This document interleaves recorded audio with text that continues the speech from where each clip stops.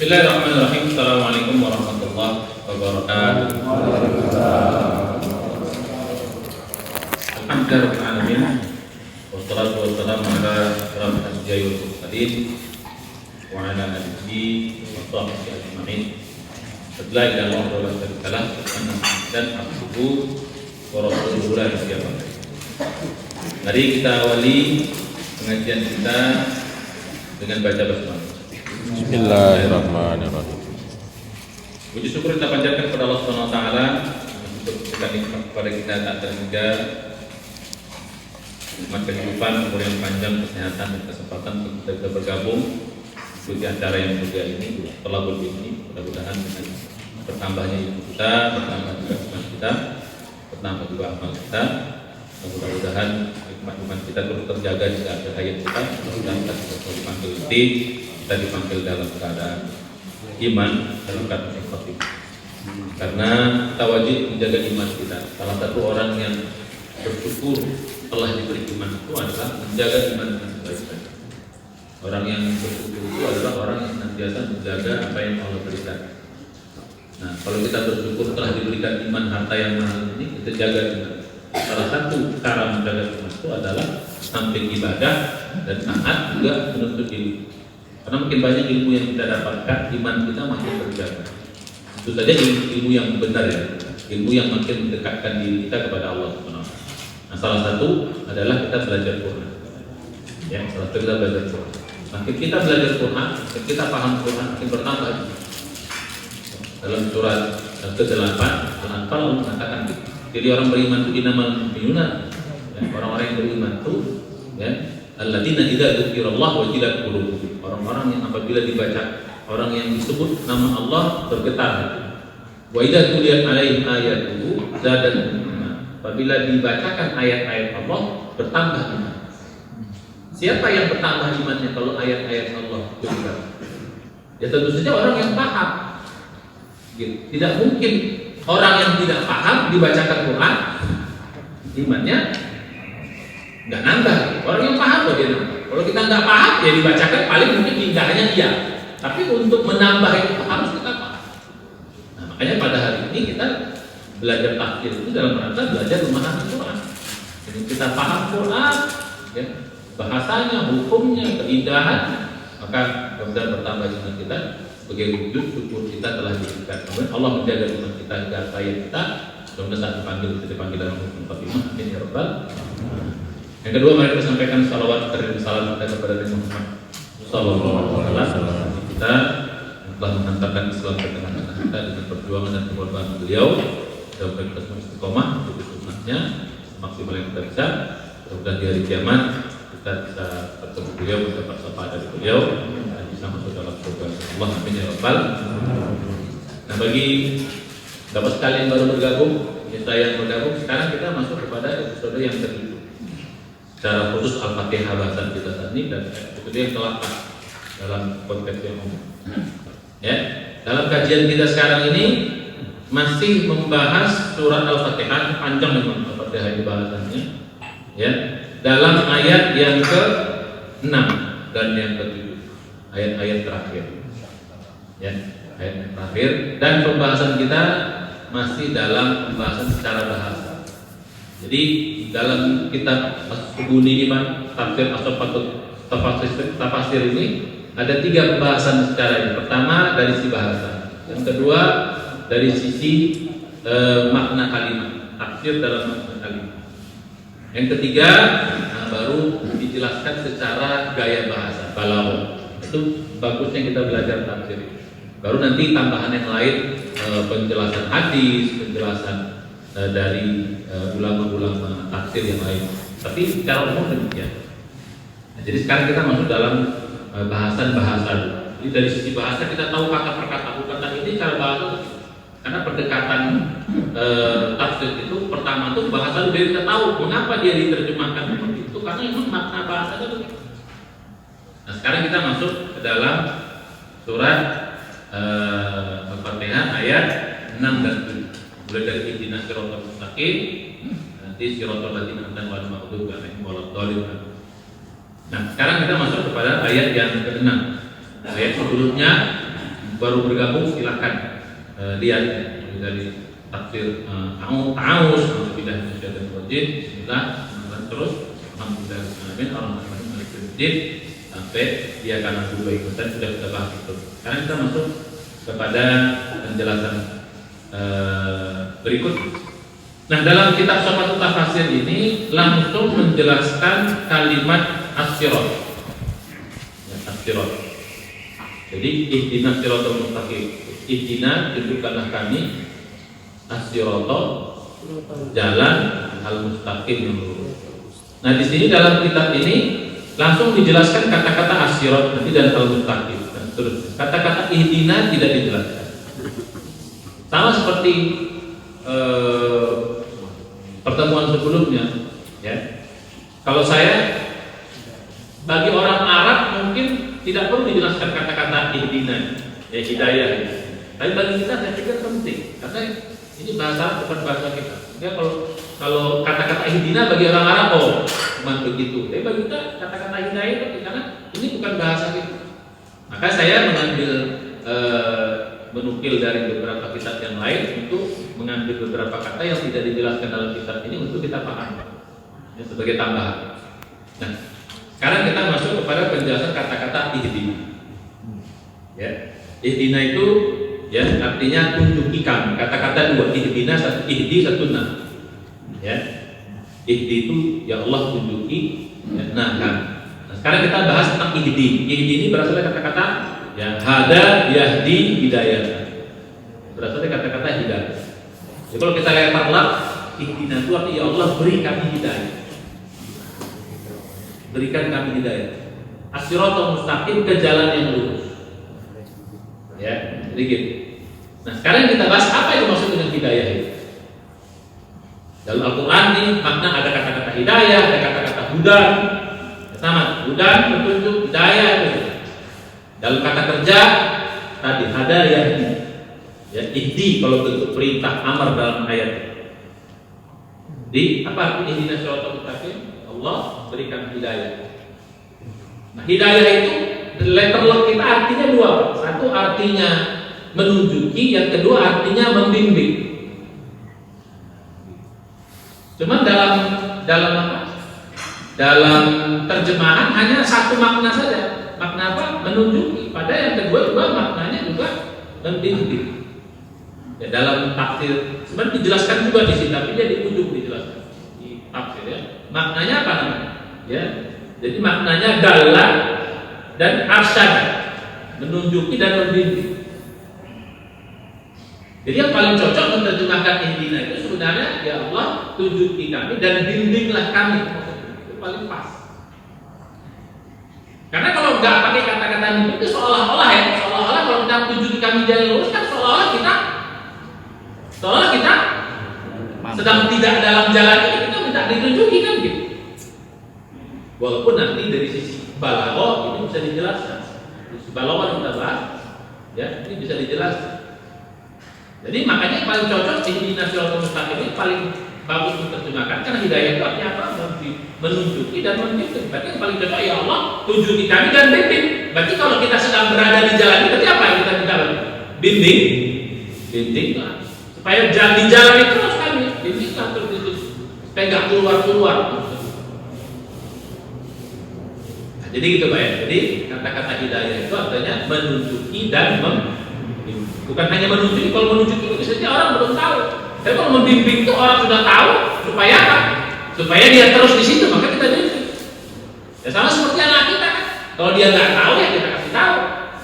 Tapi kalau dia udah tahu supaya dia mengamalkan apa yang dia tahu terus itu kan ya kita harus apa?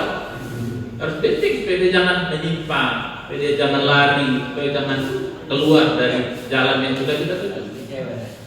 Nah, jadi ini penjelasan. Jadi kata-kata hidayah itu yang paling pas ya dalam bahasa kita artinya menunjuki dan membimbing. Itu pertama. Nah, sekarang kita baru masuk kepada kata-kata yang kedua. As-sirat. Apa arti as-sirat? Masuk kita ke dalam kajian. As-sirat itu artinya adalah secara umum tadi as-sirat kita sudah bahas dan ini artinya as-sirata at-tariqa wa asluhu bisin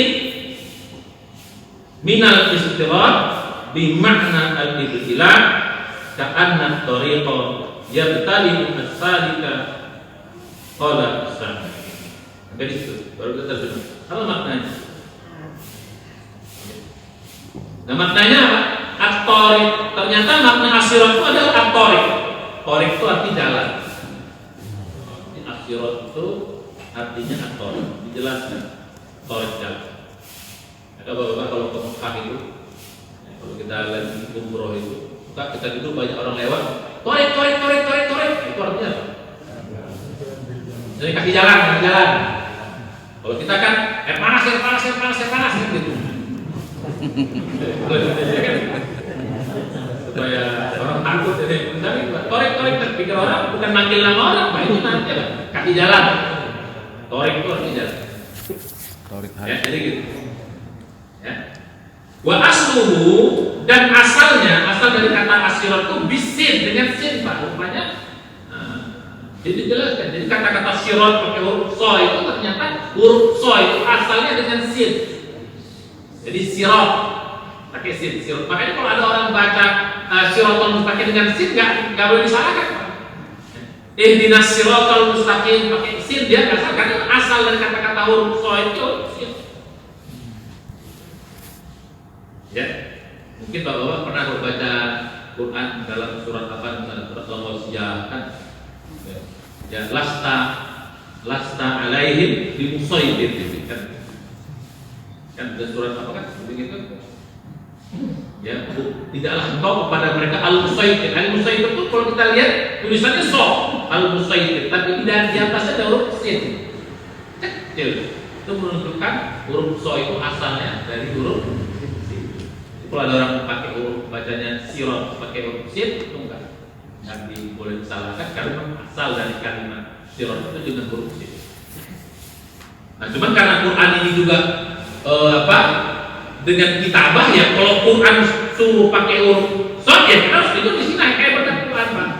Mengapa sahabat itu nggak pakai logika? Kalau pakai logika dia protes. Rasulullah ini kan huruf sin di Rasulullah.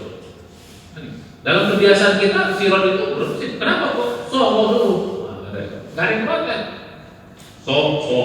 Gitu. Kalau Rasulullah itu ketika mendiktekan Quran itu bukan hanya membaca saja, tapi termasuk ini pakai huruf ini begitu.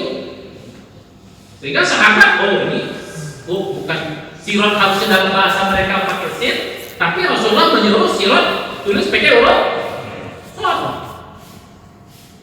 Jadi logika mereka nggak ada. Itu karena Quran itu kan ada kata-kata tertentu yang menurut bahasa itu tidak begitu, tapi Quran membuat sendiri.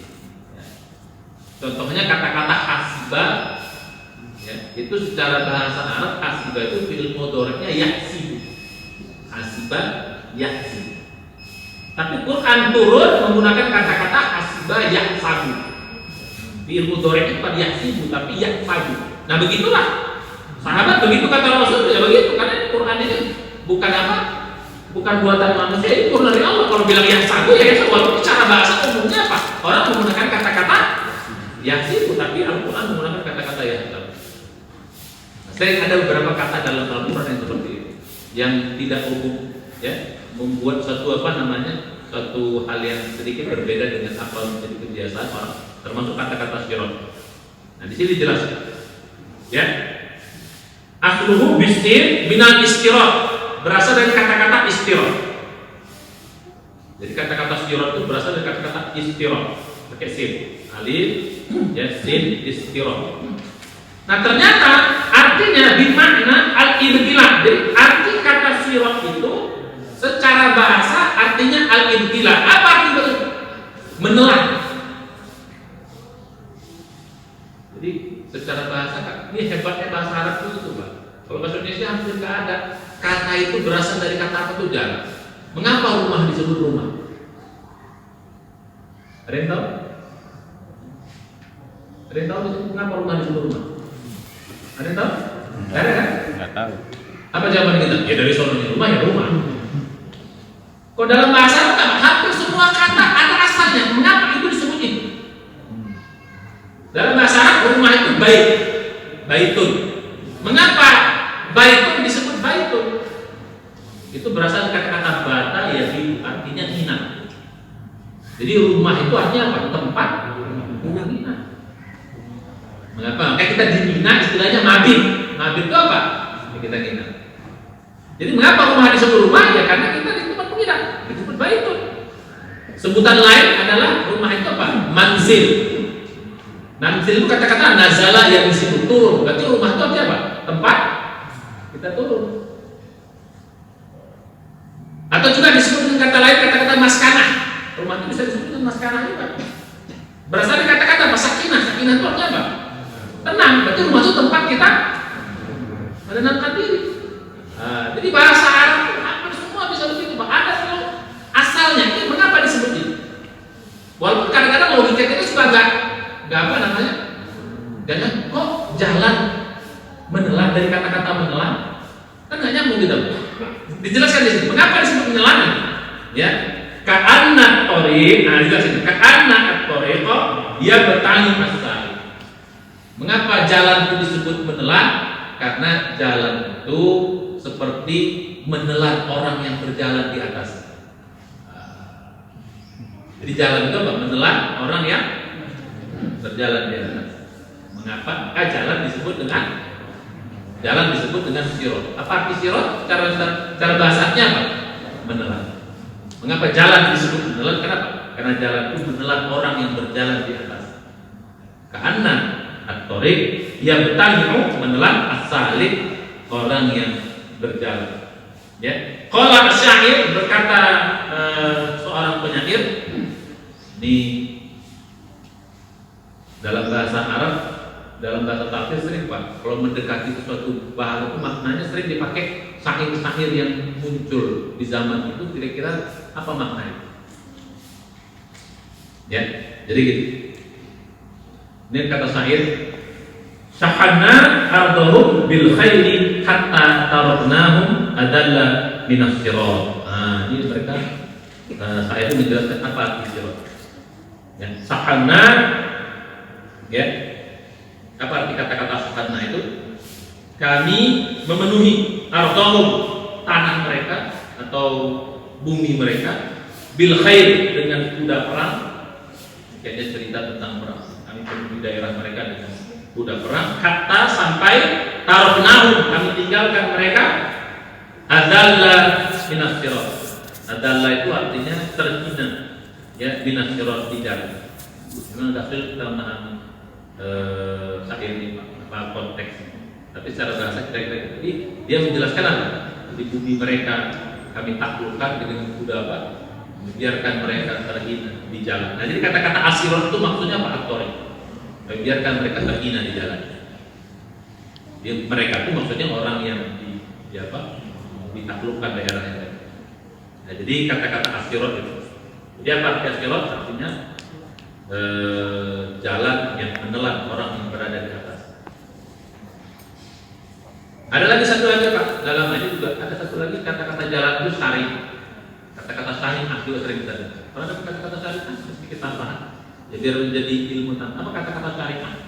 Syariah itu kalau letter lock kita itu aturan. Tapi kan kata-kata syariah itu juga berarti kata-kata syariah. Syariah itu jalan raya. Syariah itu jalan raya.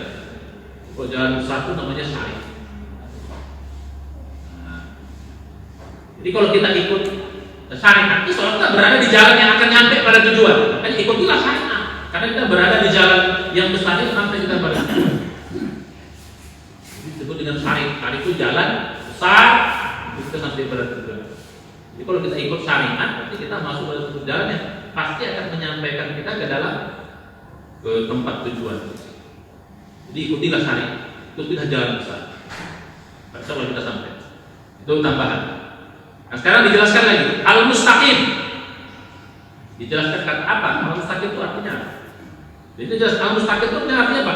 Alladzi la iwaja fihi wa la inhiraf. Mustaqim itu ternyata artinya apa terjemahan biasa kita al-mustaqim? Lurus. Di sini dikatakan yang dimaksud dengan lurus itu adalah alladzi la iwaja, yang enggak ada bengkoknya. wala inhiraf, yang nggak ada nyimpangnya. Atau lurus dulu. Jadi nggak ada bengkoknya. Jadi betul-betul lurus gitu. Kadang-kadang kita kan kok di jalan Pak, sebenarnya jalan juga lurus. Cuma karena nggak ada belok-belok kita bilang lurus. Padahal kalau kita lihat di Google Map, atau kita lihat apa tuh yang aplikasi dan wajib atau itu kan kalau kita lihat jalan itu sebenarnya belok ini, tapi dalam ini seperti lama lurus saja. Tapi kalau kita lihat dari zoom itu ternyata dia belok, apa melingkar itu jalan. Nah yang dimaksud lurus itu ya itu bukan nggak ada belok-belok, pokoknya lurus benar-benar tarik garis lurus gitu. Ya, jarak terpendek antara dua titik itu lurus. Itu dimaksud dengan lurus. Nggak ada beloknya, nggak ada nyimpang. Itu dimaksud lurus. Nah, dia jelaskan, itulah dimaksud dengan almus. Jadi kalau tunjukkan kami jalan lurus, ya tunjukkan kami jalan yang benar-benar lurus, yang nggak ada bengkoknya, nggak ada penyimpangan di dalamnya. Kira-kira begitu. Itu namanya mustaqim. Mengapa disebut kata-kata mustaqim? Tidak digunakan kata yang lain. Ya, itu al-mustaqim. Nah, yang terakhir dijelaskan, ya rupanya dia menjelaskan sampai al-mustaqim. Terus apa? Amin. Apa amin? Ya, istajib du'a'ana wa hiya laysat minal Qur'anil Karim, laysat minal Qur'anil Karim ijma'. Oh, rupanya amin itu Pak artinya istajib du'a'ana, ya Allah kabulkan doa kami. Jadi amin itu artinya ternyata bahasa amin itu kan bukan hanya bahasa Arab, tapi bahasa yang lain juga sering digunakan. Orang-orang non-muslim juga kalau bilang amin. Kalau kita panjang tapi yang panjangnya itu yang dua harokat itu A-nya Pak. Kita kadang-kadang suka terbalik. Di sini kita baca amin. Ini artinya amin. A-nya dua, min-nya boleh sampai nah. Kalau kita terbalik A-nya banyak amin. Min-nya malah pendek. Itu salah. Harusnya apa? Amin. Ini panjang. Jangan amin. Ini pendek. Enggak terlalu panjang. Jadi A-nya dua harokat, terus boleh min-nya boleh sampai 3 kali pelan. Itu kalau terjadi di Arab itu kadang-kadang kita orang Indonesia ini kepanjangan. Orang tuh enggak waladhdallin amin. Kalau kita waladhdallin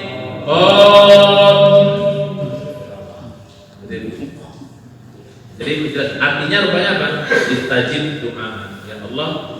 Nah ini dijelasin wahia kata amin itu laisat minal Quran. Rupanya kata amin itu Pak tidak bagian dari Quran. Ya, tidak bagian ijma'an para sahabat. Jadi kata-kata amin itu tidak ada. Jadi kalau kita lihat dalam Al-Quran kata amin itu nggak ada. Itu dari hadis. Kata Nabi kalau imam membaca Al-Fatihah sampai waladhdallin. Nah ini juga saya jelaskan pada cara pikir biar nggak salah. Waladhdallin itu harus berhenti dulu imamnya waladhdallin, jangan nyambung Pak. Waladhdallin selesai dulu lin, berhenti sebentar baru amin. Jangan waladhdallin amin, jangan gitu. Kenapa?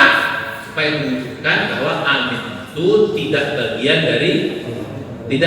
dari Al-Fatihah. Jadi jangan langsung. Jadi kalau kita dengan imam waladhdallin selesai dulu lin ya.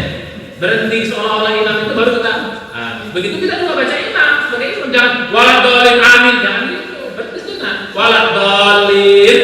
Jangan habis surah. Menunjukkan apa? Bahwa amin itu bukan bagian dari Quran. Nah ini sedikit masalah itu. Ya, termasuk juga Pak ketika kita sebagai imam. Ya, selesai membaca surat, jangan langsung Allahu Akbar. Orang sholat maghrib, isya, subuh. Kalau kita sebagai imam juga itu Pak ya. Bisa kita baca surat Qul huwallahu ahad, Allahu samad, lam yalid walam yakul lahu kufuwan ahad. Allahu Akbar, jangan begitu. Seolah-olah seperti apa? Allahu Akbar itu adalah lanjutan dari ujung dari ayat tidak. Sebenarnya dari macam tadi apa namanya? Qul huwallahu lam yalid walam yakul lahu kufuwan ahad. Selesai berhenti sejenak baru apa? Allahu Akbar. Menunjukkan apa? Bahwa Allah Akbar itu tidak bagian dari surat. Biar paham kita ya. Kadang-kadang suka kayak gitu Pak. Karena disambung, apalagi kadang-kadang imamnya bacanya seperti surat apa namanya? Surat ayat kursi. Dia baca dari ayat lebih nama terus. Bacaan putih akhirnya bertindak Allah. Kita ruku padahal Allahu la ilaha illa huwal hayyul qayyum nyambung rupanya. Kita langsung ruku. Kadang-kadang suka ada yang begitu. Harus sejenak kita berhenti ya supaya kita tahu bahwa tidak bagian dari surat. Nah, selesai kita bahasan Al-Fatihah ini. Sekarang kita rangkum. Kita sudah banyak tahu kan. Ya, mulai dari a'udzubillahi minasyaitonirrajim, bismillah, kita sudah banyak kan. Nah, ini sudah bisa kita amalkan Pak dalam kehidupan kita. Kita tahu dah. Oh, ternyata makna Quran itu begini. Makna amin itu begini. Oh, cara bacanya seperti itu. Ya, Shirathul Mustaqim itu berapa? Jika kalau kita sudah paham ini, kita lagi bisa menghayati makna Al-Fatihah yang kita baca. Karena Al-Fatihah ini bacaan wajib dalam sholat kita, 17 kali kita baca. 17 kali kita baca. Makanya mulai sekarang apa yang sudah kita pelajari coba direnungkan, maknanya. Sehingga bisa kita rasakan dari bacaan Al-Fatihah. Ya, mulai dari a'udzubillahi minasyaitonir sampai bismillah, terus ar-rahman, terus sampai waladhdallin. Sehingga kita bisa rasakan. Nah, mulai sekarang apa arti amin? Ya Allah, kabulkanlah doa kami. Apa arti ihdinas siratal mustaqim? Ya Allah, tunjukkan kami dan bimbinglah kami di jalan yang benar-benar lurus, yang gak ada bengkok-bengkoknya. Ya karena Allah, ya karena nasta'in.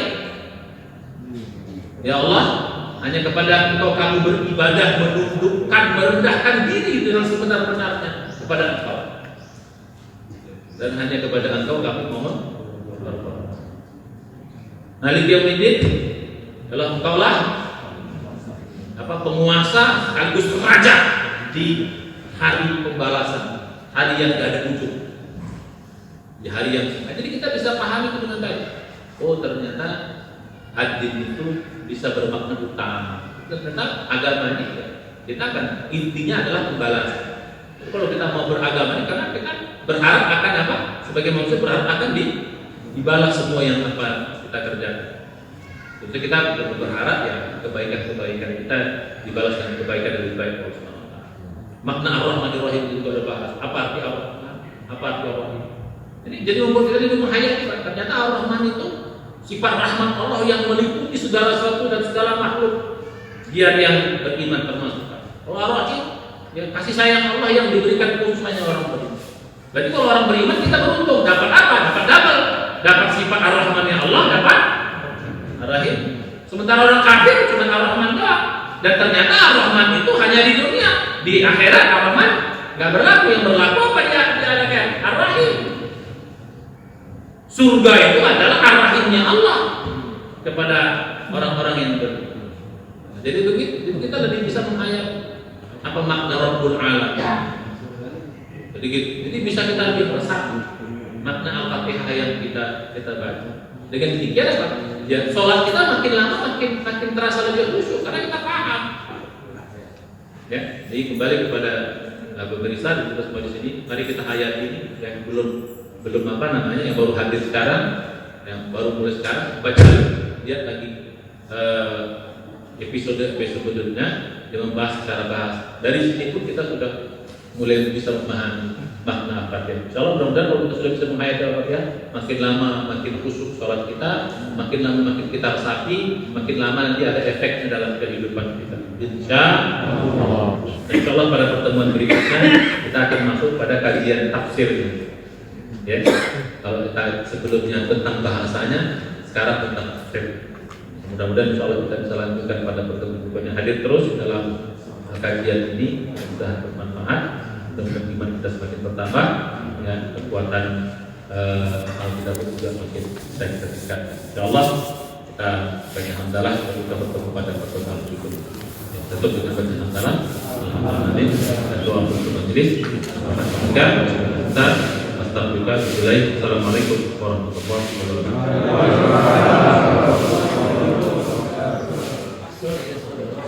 Ya, silakan di